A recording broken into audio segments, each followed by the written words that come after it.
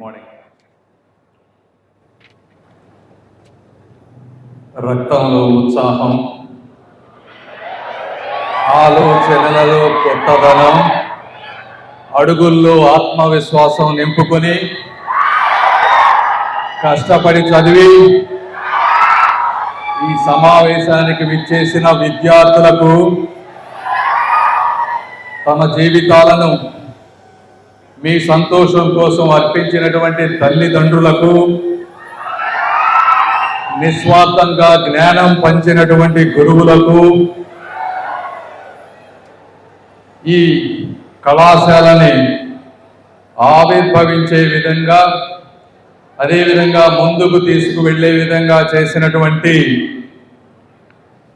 ఈ కళాశాల కుటుంబ సభ్యులందరికీ కూడా, అంటే మొదట పెట్టిన తర్వాత అడుసుమల్లి అశ్వత్థ నారాయణమూర్తి గారు కానీ, వల్లూరిపల్లి వారి ఫ్యామిలీ శేషాద్రిరావు గారు కానీ, వారి కుటుంబ సభ్యులు ఈరోజు ఉన్నటువంటి సుబ్బారావు గారు కానీ, నాగేశ్వరరావు గారు కానీ, వారికి తోడుగా ఉంటున్నటువంటి బంధువులు ముసునూరు శ్రీనివాసరావు గారు, సత్యనారాయణ గారు, అదేవిధంగా రామకృష్ణ గారు, బెనర్జీ గారు, వెంకట కిరణ్ గారు, శ్రీరామ్ గారు, సిద్ధయ్య గారు, కరుణ కుమార్ గారు, వీరందరితో పాటు ఈ వేదికను అలంకరించి ఇప్పటి వరకు మాట్లాడిన మీ అభిమాన, నా సహచర మిత్రులు, మా ఎన్ఆర్ఐ సోదరులు, ఎమ్మెల్యే రాము గారికి, అదేవిధంగా ఇక్కడి నుంచి వేదిక ముందు కూర్చున్నటువంటి మరొక ఎన్ఆర్ఐ మిత్రులు, ఈ కాలేజీ నుంచి సక్సెస్ఫుల్గా వెళ్ళి మళ్ళీ సమాజం కోసం వచ్చినటువంటి శ్రీనివాస్ గుత్తికొండ గారికి, ఈ అందరికీ కూడా మనస్ఫూర్తిగా ధన్యవాదాలు, అభినందనలు, కృతజ్ఞతలు తెలుపుతా ఉన్నాను. ఈరోజు ఈ కార్యక్రమం విద్యార్థుల కళ్ళల్లో ఉండేటువంటి ఆనందం, తల్లిదండ్రుల హృదయంలో గర్వం, గురువుల ముఖాల్లో ఉండేటువంటి సంతృప్తి కలిగినటువంటి ఒక బృహత్తర కార్యక్రమమే ఈరోజు జరుగుతున్నటువంటి అరుదైన వేడుక. ఈ గ్రాడ్యుయేషన్ పూర్తి చేసుకున్న మీ అందరికీ కూడా మనస్ఫూర్తిగా నేను అభినందనలు తెలుపుతా ఉన్నాను. అయితే ఈరోజు ముగించుకున్నటువంటి ఈ గ్రాడ్యుయేషన్ మళ్ళీ మీకు కొత్త చరిత్రకు ముందుకు తీసుకువెళ్ళేటువంటి నాంది. ఇప్పటి వరకు మీకు కేవలం పాఠ్య పుస్తకాలు మాత్రమే ప్రశ్నలు సంధించాయి. అయితే ఇక నుంచి జీవితం మిమ్మల్ని అనేక ప్రశ్నలు అడగబోతా ఉంది. ఇప్పటి వరకు మీకు పరీక్షల హాలుల్లో మాత్రమే మీ ప్రతిభని పరీక్షించారు. ఇక నుంచి ప్రపంచ వేదికపై మీ సామర్థ్యాన్ని పరీక్షించబోతోంది ఈ సమాజం. అంటే ఈ విజయోత్సాహాల మధ్య అనేక రకమైనటువంటి అవకాశాలతో పాటు సవాళ్లు కూడా ఉన్నాయని ఇప్పుడే రాము గారు చెప్పారు. అయితే ఇది ఎప్పుడు కూడా కొత్తది కాదు. ప్రతి తరము కూడా సవాళ్లను ఎదుర్కొంటూనే ఉంటుంది, కొత్త అవకాశాలను సృష్టిస్తూనే ఉంటుంది. అయితే ఈరోజు ఎప్పుడు లేనటువంటి విధంగా ప్రపంచం అత్యంత వేగంగా మారిపోతా ఉంది. ఈరోజు చూస్తూ ఉంటే మీరు ఆర్టిఫిషియల్ ఇంటెలిజెన్స్ అనేది యూనివర్సిటీస్ తన కరిక్యులంని అప్గ్రేడ్ చేసుకునేదంటే కూడా ఫాస్ట్గా ముందుకు వెళ్తూ ఉంది. ఈరోజు కాంపిటీషన్ అనేది ఒక లోకల్గా అనేది కాదు, గ్లోబల్గా తయారవుతూ ఉంది. ఒక ఉద్యోగం పడితే 100 మంది అప్లై చేసేటువంటి పరిస్థితి.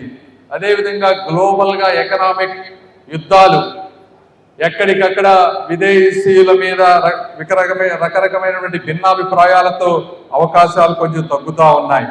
అదేవిధంగా మీరు చదువుకునే దానికి, ఉద్యోగంలో వెళ్ళిన తర్వాత చేసేదానికి స్కిల్ గ్యాప్ కూడా ఎక్కువ అవుతా ఉంది. కాబట్టి ఇలాంటి అనేక రకమైనటువంటి సమస్యలు ఉన్నప్పటికీ కూడా ఏ విధంగా ముందుకు వెళ్ళాలి అనేది తెలుసుకుంటే ప్రతి ఒక్కరి జీవితం కూడా తక్కువ ఇబ్బందులతో ముందుకు వెళ్తుంది. అంటే మీరు తీసుకున్నటువంటి ఈ పట్టా ఏదైతే ఉందో ఇది తలుపులు తెరుస్తుంది, కానీ నైపుణ్యం మిమ్మల్ని ముందుకు నడిపిస్తుంది. దానికంటే ముఖ్యంగా పట్టుదల మిమ్మల్ని ఉన్నత శిఖరాలకి చేరుస్తుంది అని తెలుసుకోవాలి. ప్రపంచం ఎంత వేగంగా మారినా కూడా నేర్చుకోవటం ఆపని వారిని ఆపటం కూడా చరిత్రలో ఎవరి వల్ల సాధ్యం కాదు అని మీరు తెలుసుకోవాలి. భవిష్యత్ అంటే కేవలం తెలివితేటలే కాదు, మార్పుకు అనుగుణంగా మనం చేసుకోగలిగితే ఎవ్వరికి కూడా ఇబ్బంది ఉండదు. ఈరోజు మీరు చూస్తూ ఉన్నారు, అనేక రకాల టెక్నాలజీస్ ముందుకు వస్తూ ఉన్నాయి. ఆర్టిఫిషియల్ ఇంటెలిజెన్స్ వస్తూ ఉంది, క్లౌడ్ వస్తూ ఉంది, ఫుల్ స్టాక్ వస్తూ ఉంది, అదేవిధంగా క్వాంటమ్ కంప్యూటర్స్ ఇవన్నీ కూడా వస్తూ ఉన్నాయి. మనకు అదృష్టం కొద్దీ ఈ రాష్ట్రంలో ఒక విజనరీ ముఖ్యమంత్రి గారు నుండి మీరు ఆలోచించే వాటికి మీరు ఇబ్బందులు పడకుండా మీ గురించి ముందుగానే ఆలోచించి ఈరోజు క్వాంటమ్ కంప్యూటర్స్ను కూడా మన రాష్ట్రంలో తీసుకొస్తా ఉన్నారు. అదేవిధంగా అనేక రకాల కంపెనీలను తీసుకొచ్చి చుట్టుపక్కల ప్రాంతంలో ఉద్యోగాలను తీసుకొస్తా ఉన్నారు. అయితే మీరు గుర్తుపెట్టుకోవాల్సిన విషయం, ఇందులో కొంతమందికి క్యాంపస్లో ఇంటర్వ్యూలు వస్తాయి, కొంతమందికి జాబులు వస్తాయి, కొంతమందికి రావు. అయితే మీరు ఎప్పుడు కూడా రాని వాళ్ళు ఎప్పుడు కూడా కృంగిపోవద్దు, కంపారిజన్ చేసుకోవద్దు. Comparison kills your confidence. కాబట్టి ఒకరితో కంపేర్ చేసుకోవద్దు. ఎవరి రాత ఎవరి సినిమా వాళ్ళే రాసుకోవాలి. కాబట్టి వేరే వాళ్ళ గురించి మీరు కంపేర్ చేసుకోవద్దు.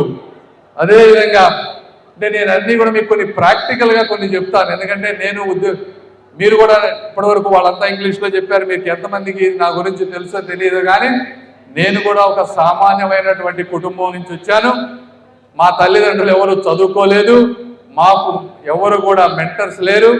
నేను ఎంసెట్లో 27th ర్యాంక్ తెచ్చుకొని ఉస్మానియా మెడికల్ కాలేజీలో మెడిసిన్ చేసి అమెరికాకి వెళ్ళి అక్కడ కూడా నాకు కనపడినటువంటి సమస్యలని నేనే ఒక ఆయుధంగా మార్చుకొని ఈ రోజున అమెరికాలో ఉన్న ప్రతి medical college, pharmacy college, law college, nursing college, finance, accounting అందరూ నా మెటీరియల్ చదివే విధంగా నేను 25 సంవత్సరాల్లో చేసుకున్నాను.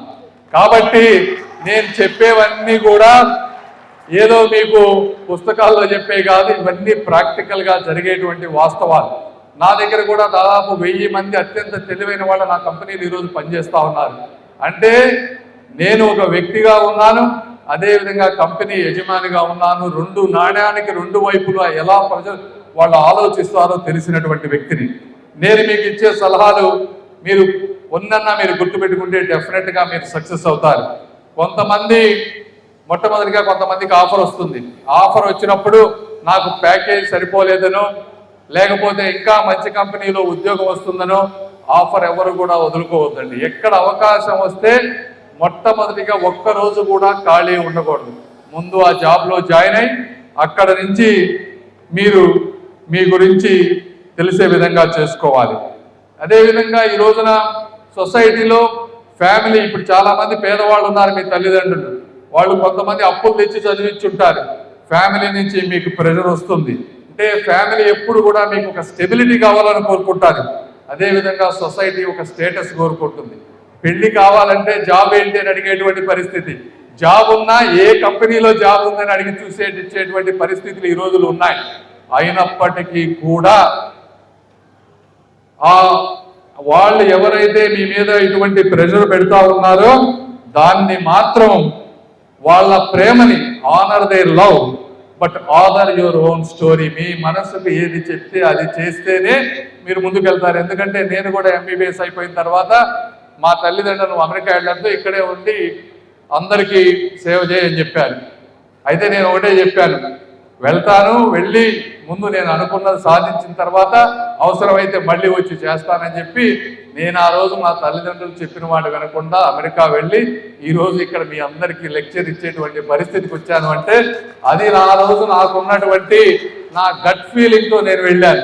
అప్పుడే కాదు, 2024కు ముందు గౌరవ ముఖ్యమంత్రి గారు మీరు బాగా సంపాదించుకున్నారు, బాగా సక్సెస్ అయ్యారు, రండి మీలాంటి వాళ్ళు రాష్ట్రానికి వచ్చి సేవ చేయండి అంటే ఎంతో మంది ఎందుకు మీకు పిచ్చా ఇంత సుఖవంతమైనటువంటి జీవితాన్ని అమెరికాలో వదిలిపెట్టి ఎందుకు వెళ్తా ఉన్నావు, రాజకీయాలు అంటే అంత చాలా వేరే విధంగా ఉంటుంది అని చెప్పినా కూడా ఆ రోజు కూడా మహా అయితే మనం ఏమి నష్టపోము, ఎక్కడి నుంచి వచ్చామో మళ్ళీ అక్కడికి వెళ్తాము, ఈ డబ్బు ఇవన్నీ శాశ్వతం కాదని నేను కూడా ఆ రోజు నా గట్ ఫీలింగ్ నమ్ముకొని వచ్చాను. కాబట్టి ఈరోజు కేంద్ర మంత్రిని అయ్యానని కూడా మీ అందరికీ నేను తెలియజేస్తా ఉన్నా. ఇవి ఎందుకు చెప్తా ఉన్నామంటే మన మనసుకు మాత్రమే మనం ఏమి చేయగలం, మన శక్తి సామర్థ్యాలు తెలుస్తాయి. కాబట్టి మీ మనస్సును నమ్ముకొని 10 మంది చెప్పినవి విని ముందుకు వెళ్లాల్సినటువంటి అవసరం ఉంటుంది. ఇలాంటి సమయంలో మీకు కొంత ఆఫర్లు రాకపోయినా, ఒంటరితనం ఉన్న, వైఫల్యాలు ఎదురైనా కూడా నిరాశ ఒత్తిడిలో మాత్రం ఉండకూడదు. ఎందుకంటే ఇలాంటి సమస్యలు వస్తూ ఉంటాయి. ప్రతి వ్యక్తికి కూడా ఒంటరితనం వస్తుంది, నిరాశ వస్తుంది.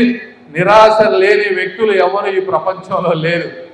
ఎంతో కష్టపడి చంద్రబాబు నాయుడు గారు కూడా 5 సంవత్సరాలు అధికారం లేక ఎన్నో అవమానాలు పడాల్సినటువంటి పరిస్థితి.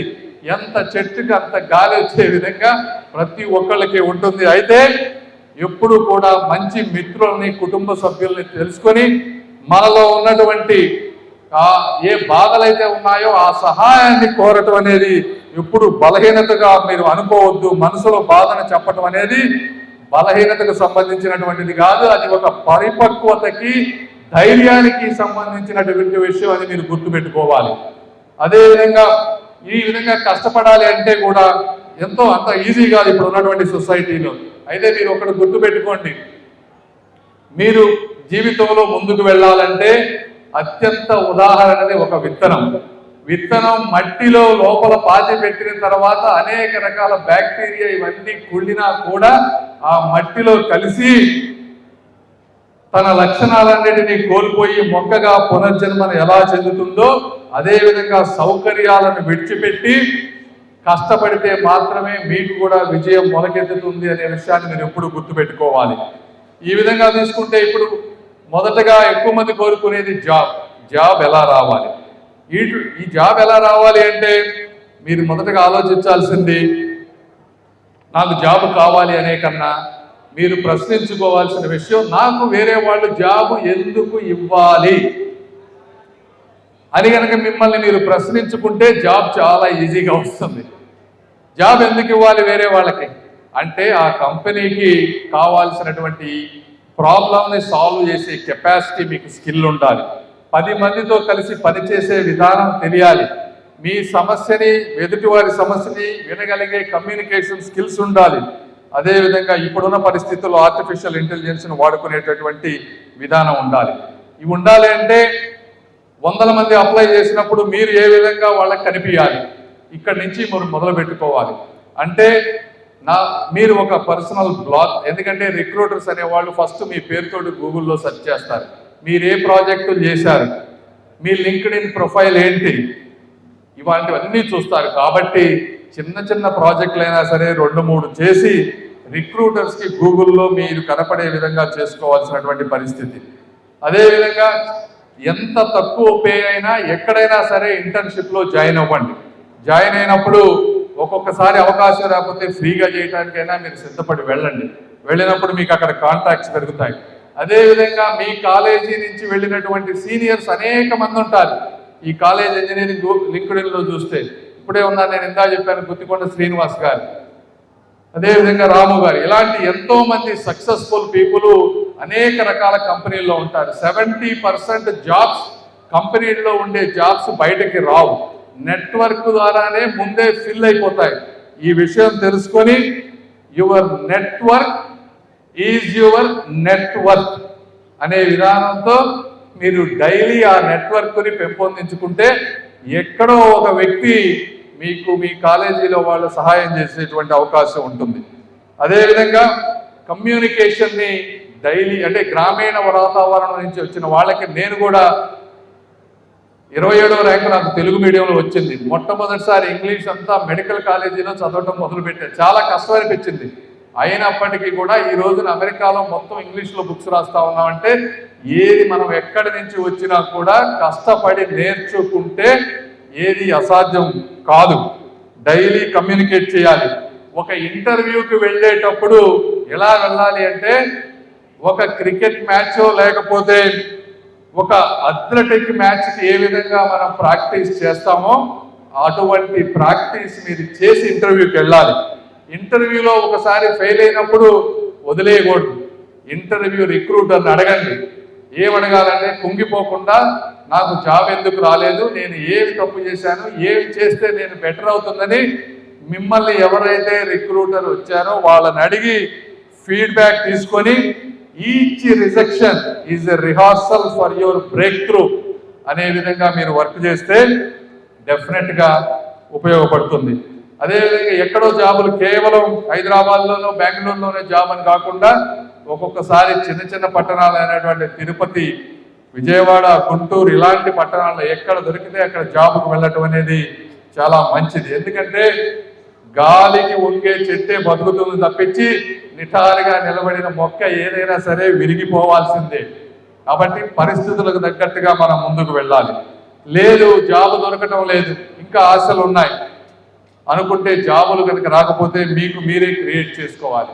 నిన్న నాకు గుంటూరులో ఒక 4th ఇయర్ ఇంజనీరింగ్ స్టూడెంట్ వచ్చారు. ఆయన వచ్చి నేను ఒక వెబ్ అప్లికేషన్ డెవలప్ చేశానని చెప్పాడు. ఏంటి అని చూస్తే, సార్ నేను రోజు కాలేజీకి వెళ్ళాలంటే బస్సు ఎక్కాలి, బస్సులన్నీ బిజీగా ఉంటున్నాయి, ఏ బస్సులో ఎక్కడో తెలియట్లేదు, ఏ బస్సులో ఎంతసేపు కూర్చోవాలో తెలియటం లేదు, అందుకని ఆర్టీసీ వాళ్ళతో టైఅప్ అయ్యి అన్ని బస్సుల్ని రూట్స్ని మ్యాప్ చేసి టికెట్ సేల్స్ని బట్టి వాల్యూమ్ ఎంత ఉందో చూసి వచ్చే వాళ్ళకి యాప్లో నేను ఇస్తే వచ్చేవాళ్ళు అక్కడ బస్ స్టాండ్లో ఎక్కువసేపు నిలబడకుండా ఆ బస్సు వచ్చే టైంకి నేను బయటకు వచ్చి బస్సు ఎక్కే విధంగా చేస్తాను, ఇది నాకు గవర్నమెంట్తో సపోర్ట్తో చేయండి అని చెప్పారు.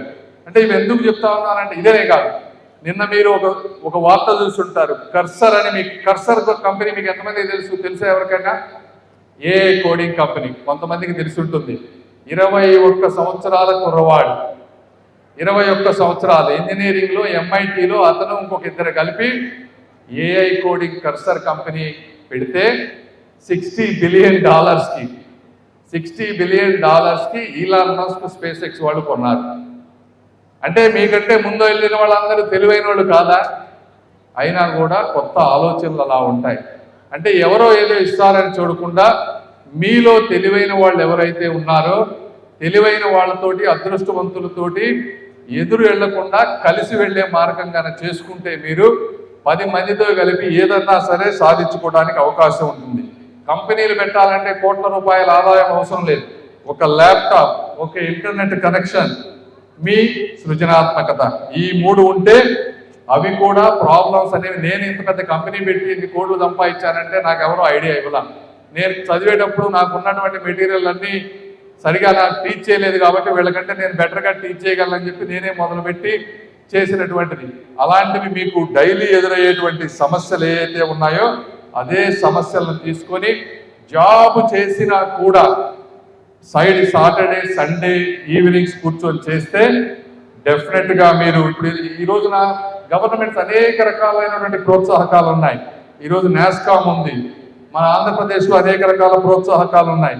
వీటన్నిటినీ ఉపయోగించుకొని మీరు గ్రూపుగా ఏర్పాటు చేస్తే కష్టపడితే కళలు నిజమవుతాయి తప్పించి కూర్చుంటే కాలం వృధా అవుతుంది. మొట్టమొదటి అడుగు వేసిన వారికి మాత్రమే మార్గం కనిపిస్తుంది, కానీ ఆ అడుగు వేయని వ్యక్తికి మార్గమే కనిపించదు అనేది మీరు గుర్తుపెట్టుకొని మొట్టమొదటి అడుగు వేయాలి. అదేవిధంగా చాలా మంది ఇక్కడ ఉన్న వాళ్ళు అనుకుంటూ ఉంటారు, ఇక్కడ చాలా మంది నేను చూస్తూ ఉంటాను, ప్రతి వాళ్ళు ఇంజనీరింగ్ అవ్వగానే అమెరికా వెళ్ళాలి అనేటువంటిది. ఓకే, తప్పేమీ లేదు, అమెరికా కాకపోతే ఎందుకు వెళ్ళాలి అనేది కూడా మనం ఆలోచించుకోవాలి. అంటే ఊళ్ళో వాళ్ళు ఏదో అనుకుంటున్నారు, సమాజంలో అమెరికా వెళ్ళకపోతే ఏదో తప్పులాగా, ఇలాంటి వాటికి అమెరికా వెళ్ళకూడదు. అమెరికా వెళ్ళాలంటే నాకు గ్లోబల్ కంపెనీస్లో పనిచేయాలి, గ్లోబల్ రీసెర్చ్లో నేను పార్టిసిపేట్ చేయాలి, కటింగ్ ఎడ్జ్ ఇన్నోవేషన్ కావాలి. ఈ విధంగా అంటే ఎవాల్వ్ అవ్వడానికి వెళ్ళాలి తప్పించి ఎస్కేప్ అవ్వడానికి అది మార్గం కాదు. ఎందుకంటే చాలామంది ఈరోజు ఇండియాలో సక్సెస్ అయిన వాళ్ళు కోట్లు సంపాదించిన వాళ్ళు ఉన్నారు. అదేవిధంగా కొంతమంది అమెరికాలో వెళ్ళి సక్సెస్ అయిన వాళ్ళు ఉన్నారు. 2 ప్లేసుల్లోనూ ఫెయిల్ అయిన వాళ్ళు చాలా మంది ఉన్నారు. అక్కడ జాబులు రాక వేరే రెస్టారెంట్లో పనిచేసే వాళ్ళు కూడా చాలా మంది ఉన్నారు. కాబట్టి అవన్నీ మీకు కనపడవు. కాబట్టి ఎక్కడున్నాము అనే దానికన్నా కూడా ఏ విధంగా మనం ఈ రోజున, ఒకప్పుడు 20-30 సంవత్సరాల క్రితం భారతదేశంలో ఇంత ఉన్నటువంటి అవకాశాలు లేవు. ఈరోజు 3వ 4వ అతిపెద్ద ఆర్థిక వ్యవస్థ. ఇంకొక 10 సంవత్సరాల్లో మనం $10 ట్రిలియన్ ఎకానమీకి వెళ్ళబోతా ఉన్నాం. ఈరోజు అనేక రకాలైనటువంటి స్టార్టప్ కంపెనీస్ వస్తూ ఉన్నాయి. ఇక్కడ భాషని లాంటి ఏ యాప్స్ చేస్తూ ఉన్నారు. కాబట్టి మీరు కూడా ఇక్కడ మీకు అనేక అవకాశాలు, ఫ్యామిలీ సపోర్ట్ ఉంటుంది, చుట్టుపక్కల అందరూ మీకు పరిచయమైన వాళ్ళు ఉంటారు, స్ట్రెస్ ఉండదు. ఇంకా అవకాశం వస్తే వేరే దేశాల్లో ఉన్నటువంటి కంపెనీలకి రిమోట్ వర్క్గా చేసేటువంటి అవకాశాన్ని చూసుకోండి. ఎందుకంటే దేశ సేవే దైవ సేవ అనేది విషయం కూడా కొంతమంది గుర్తుపెట్టుకుంటే అది కూడా మీకు ఉపయోగపడుతుంది. వీటితో పాటు ఇంకొకటి హ్యాపీనెస్. అంటే మనిషికి కేవలం ఉద్యోగమే కాదు, కొంతమంది హ్యాపీనెస్ అంటే ఒక డెస్టినేషన్ అనుకుంటారు. అంటే నాకు ఫస్ట్ జాబ్ వస్తే ఐ విల్ బీ హ్యాపీ, లేదంటే 10 లక్షల ప్యాకేజ్ వస్తే హ్యాపీ, లేకపోతే బయట దేశానికి వెళ్తే హ్యాపీ. ఇవన్నీ సాధించిన వాళ్ళు ఎంతో మంది ఉన్నారు. అయితే ట్రూ హ్యాపీనెస్ ఎప్పుడు వస్తుంది అంటే మీనింగ్ఫుల్ వర్క్. మీరు చేసేటువంటి వర్క్లో మీకు సంతృప్తి వచ్చినప్పుడు, మీరు 10 మందితో ఒక మంచి రిలేషన్ మెయింటైన్ చేసినప్పుడు, అదేవిధంగా ఫైనాన్షియల్ స్టెబిలిటీ ఉండి, పర్సనల్ గ్రోత్ ఉండి, 10 మందికి ఉపయోగపడి 10 మంది మిమ్మల్ని మెచ్చుకున్నప్పుడు మాత్రమే నిజమైనటువంటి ఆనందం వస్తుంది. ఎందుకంటే success without happiness will become an exhaustion, and happiness without purpose will become an empty place. కాబట్టి అవి రెండు గుర్తుపెట్టుకోవాలి. అంటే రిలేషన్షిప్స్ అనేవి అత్యంత ముఖ్యమైనవి. కాబట్టి ఇవి మీకు ఇప్పుడు అర్థం కాదు. 22-23 సంవత్సరాలప్పుడు ఈ రిలేషన్షిప్స్ వీటి వాల్యూ తెలియదు. 40-45 సంవత్సరాలు వచ్చిన తర్వాత మీకు ఇప్పుడు నేను చెప్పేయన్నీ మీరు ఆ రోజు కుదిరితే మళ్ళీ ఒకసారి ఈ స్పీచ్ చూడండి, మీ దగ్గర ఎవరి దగ్గర ఉంటే ఆ రోజు నేను చెప్పే వాటికి వాల్యూ అర్థం. ఎందుకంటే ఏ మనిషి అయినా 70-80 సంవత్సరాలే బతుకుతారు. కాబట్టి ఈ కంప్లీట్ హ్యాపీ లైఫ్ అనేది job, personal mindful happiness, body ఇవన్నీ కరెక్ట్గా ఉన్నప్పుడే ట్రూ హ్యాపీనెస్ ఉంటుంది. అదేవిధంగా డిసిప్లిన్ అనేది, discipline is not a restriction, it is actually freedom. ఎక్కువ మంది ఏమనుకుంటారంటే డిసిప్లిన్ అంటే రిస్ట్రిక్షన్ అనుకుంటారు. అది రిస్ట్రిక్షన్ కాదు. నేను కూడా చాలా బిజీగా ఉన్నా కూడా పొద్దున 15-20 నిమిషాలు జిమ్ చేస్తాను, కుదిరినప్పుడల్లా ఒక 1 అవర్ బ్యాడ్మింటన్ ఆడతాం. ఎందుకంటే a person who exercises daily is free of disease. ఈరోజు మీరు సాఫ్ట్వేర్ ఇంజనీర్లను చూడండి, మీరు నేను డాక్టర్గా కూడా ఎంతో మందిని చూసాం. పొద్దున్న నుంచి సాయంత్రం 8 గంటలు, లేదంటే ఎక్కువ మంచి జాబ్ అయితే అమెజాన్ లాంటి మంచి పెద్ద కంపెనీలు అయితే 12 గంటలు కూడా మిమ్మల్ని కూర్చోబెట్టి చేపిస్తారు. అన్ని గంటలు కూర్చున్నప్పుడు కొలెస్ట్రాల్ ఇవన్నీ పెరిగి హార్ట్ అటాక్స్ వస్తున్నటువంటి పరిస్థితి. చాలా మంది చిన్న వయసులో 30-35 సంవత్సరాలు కూడా హార్ట్ అటాక్స్తో చనిపోతున్నటువంటి పరిస్థితి. కాబట్టి మన బాడీని ఏ విధంగా మూవ్ చేయాలనేది ఒకటి చాలా ఇంపార్టెంట్. రెండవది, ఎక్కువ మంది మీరు సోషల్ మీడియా, అందరు ఇన్స్టాగ్రామ్స్, రీల్స్ చూస్తారు, చాలా బాగుంటాయి చూసినంతసేపు. కాకపోతే తెలియకుండా మీ సమయం మొత్తం కూడా వేస్ట్ అవుతూ ఉంటుంది. చూడొద్దని కాదు, దానికి ఏదో 10-15 నిమిషాలు. ఎక్కువ సమయం మీకు తెలియనిది నేర్చుకోవాలి. ఈరోజు మీరు కానీ ఎంఎల్ కానీ కాలేజీలో ప్రొఫెసర్లు అందరూ అప్డేట్ అవ్వకపోవచ్చు, కానీ ఈరోజు యూట్యూబ్లో నేర్చుకోలేనిది అంటూ ఏమీ లేదు. చెప్తుంది అవునా కాదా? మీరు ఎప్పుడన్నా ట్రై చేశారో లేదో కానీ మీరు ట్రై చేయండి, మొత్తం అది ఎట్లా తయారు చేసిందో కూడా మొత్తం చెప్తుంది. కాబట్టి నేర్చుకోవటం అనేది మన మనసులో ఉంటుందనే విషయాన్ని గుర్తుపెట్టుకోవాలి. అదేవిధంగా వీటన్నిటికంటే ముఖ్యమైనది క్యారెక్టర్ అనేది. ఎందుకంటే ఇంటెగ్రిటీ, వరల్డ్ ఇప్పుడు ప్రపంచం ఏంటంటే ఇమీడియట్గా టాలెంట్ అని రివార్డ్ చేస్తుంది, కానీ ట్రస్ట్ అనేది కేవలం క్యారెక్టర్ తోటే ముడిపడి ఉంటుంది. క్యారెక్టర్ అంటే it is the most durable competitive advantage, most durable. ఎందుకంటే ఇప్పుడు మీరు 10 మంది ఫ్రెండ్స్ ఉంటారు, ఒక కంపెనీలో ఒకళ్ళిద్దరికి మంచి ఉద్యోగాలు వస్తాయి, ఆ కంపెనీలో ఇంకొక 1-2 జాబ్స్ ఓపెన్ అవుతాయి. ఓపెన్ అయినప్పుడు ఎవరన్నా రిఫర్ చేయాలి అంటే, నేను రిఫర్ చేయాలి అంటే నా ఫ్రెండు కష్టపడే వ్యక్తి, అతని వల్ల నాకు పేరు చెడ్డ రాకుంటే నేను అతన్ని రిఫర్ చేస్తా. అతను రావడం వల్ల నాకు చెడ్డ పేరు వస్తుంది అనుకో, నేను ఎవరినన్నా రిఫర్ చేస్తానా? చెయ్యం. ఇవన్నీ బయటకు ఎవరు చెప్పరు. కాకపోతే మీ క్యారెక్టర్, మీ మంచితనం, మీరు కష్టపడే విధానం, తప్పు చేయకుండా ఉండేటువంటివి, ఇవి మీకు తెలియకుండానే, మీరు ఊహించకుండానే ఎంతో దూరం మీ విలువను తీసుకెళ్తాయి. అవకాశాలు అలానే వస్తాయి తప్పించి దూరంగా ఎక్కడో మనం ఎవ్వరూ చూడటం లేదు. ఎప్పుడైనా సరే వ్యక్తి ఎవ్వరు చూసినా చూడకపోయినా, లైట్ ఉన్నా లైట్ లేకపోయినా, గదిలో ఉన్నా కూడా తప్పు చేయకుండా ఉండటమే నిజమైన క్యారెక్టర్. అది చేస్తే మీరు ఎవ్వరికి ఏ శక్తికి భయపడాల్సినటువంటి అవసరం ఉండదు. ఎందుకంటే మీ రెప్యుటేషన్ అనేది it will take long time to build, it take years. ఒక చిన్న తప్పు చేస్తే అది మొత్తం కూడా పోతుంది. అదేవిధంగా ఎప్పుడు కూడా మనకు నాలెడ్జ్ వచ్చిన తర్వాత హంబుల్గా ఉండాలి, కంటిన్యూస్గా హంగ్రీగా ఉండాలి. ఎందుకంటే హంబుల్గా ఉండకపోతే అంతా నాకే తెలుసు అని అనుకుంటాం, కొత్తవి నేర్చుకో, మనం అబ్సల్యూట్ అయిపోతాం. కాబట్టి మీ గ్రేడ్స్, మీ శాలరీ కన్నా కూడా అత్యంత ముఖ్యమైనది క్యారెక్టర్. ఈ క్యారెక్టర్ ఉన్నవాడు మీరు ఎక్కడికైనా చూడండి, అత్యంత ఉన్నతమైనటువంటి స్థానాల్లో ఉన్న వాళ్ళందరూ కూడా క్యారెక్టర్ ఉన్న వాళ్ళే ఉంటారు, వాళ్ళే ఎక్కువ రోజులు ఉంటారు. గాలి మేడలు కట్టేవాళ్ళు, అబద్ధాలు చెప్పేవాళ్ళు, ఎదుటివారిని మోసం చేసేవాళ్ళు 1-2 సంవత్సరాలు అక్కడక్కడ ఉంటే ఉండొచ్చు, కానీ జీవితాంతం వాళ్ళు పైన ఉండలేరు. కాబట్టి మీ పని మిమ్మల్ని పరిచయం చేయాలి తప్పించి నోటి మాటలు ఎదుటి వ్యక్తికి పరిచయం మిమ్మల్ని చేయకూడదు. ఇది గుర్తుపెట్టుకోవాలి. కాబట్టి గుణమే ఒక నిజమైనటువంటి ఆభరణం. వీటితో పాటు ఇంకొక ముఖ్యమైనది అందరూ మర్చిపోయేది ఫైనాన్షియల్ ఎడ్యుకేషన్. ఎందుకంటే కాలేజెస్ కూడా చెప్పవు. నేను కూడా డాక్టర్లను చాలా మందిని చూశాను. డాక్టర్స్ కూడా విపరీతంగా సంపాదిస్తారు, కానీ ఫైనాన్షియల్ ఎడ్యుకేషన్ లేకపోవడం వల్ల ఆ డబ్బులు తీసుకెళ్ళి ఎక్కడో చాట ఎవరికో ఇచ్చి మోసపోతారు. ఫైనాన్షియల్ ఎడ్యుకేషన్ అనేది మొదటి యూత్లో ఉన్నప్పుడు నేను హైదరాబాద్లో చాలా మందిని చూస్తూ ఉన్నాను.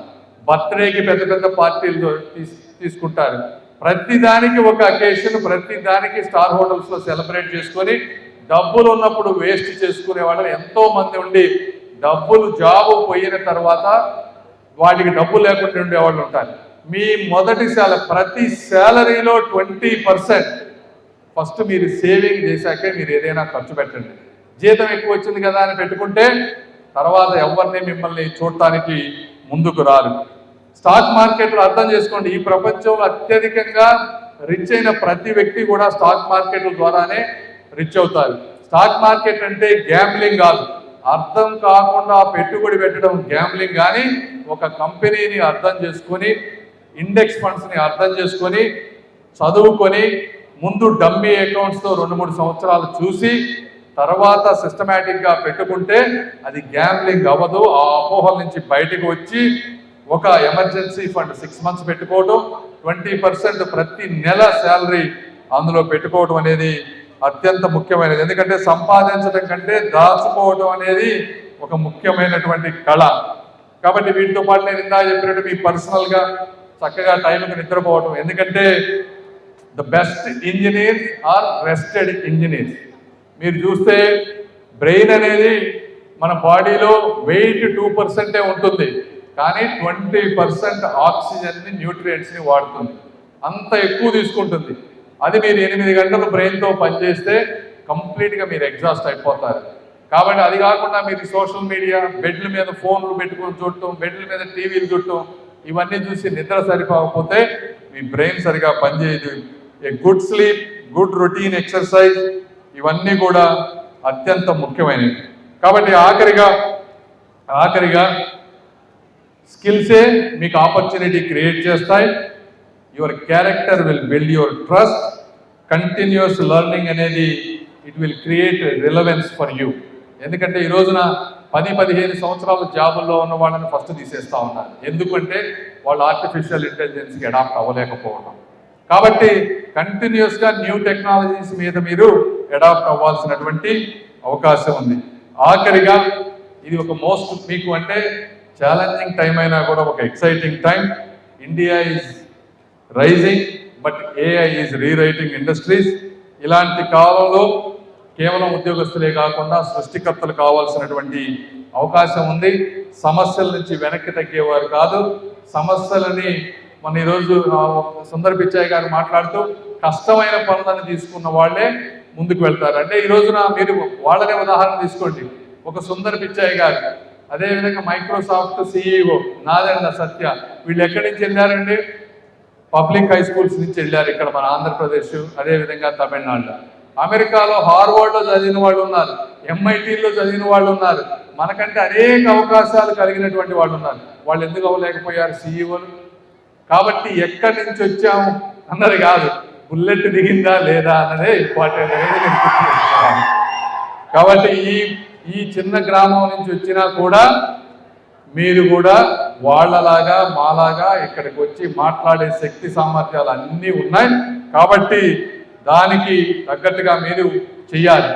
ఈ ఆంధ్రప్రదేశ్ నేల సైనికులను ఇచ్చినటువంటి నేల, శాస్త్రవేత్తలు ఇచ్చినటువంటి నేల, ప్రపంచాన్ని ప్రభావితం చేసినటువంటి దార్శనికులను ఇచ్చినటువంటి నేల.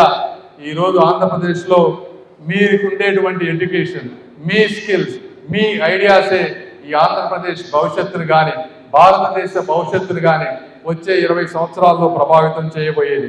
నీ కళ నీది, నీ కష్టం నీది, నీ విజయం కూడా నీదే అని చెప్పి ఆ విజయం వల్ల గర్వపడే మీ కుటుంబాలని, ఈ సమాజాన్ని, రాష్ట్రాన్ని, దేశంలో ఉండాలని మనస్ఫూర్తిగా కోరుకుంటూ మీ అందరికీ మంచి జరగాలని కోరుకుంటూ అందరికీ శుభాభినందనలు, ధన్యవాదాలు. Thank you.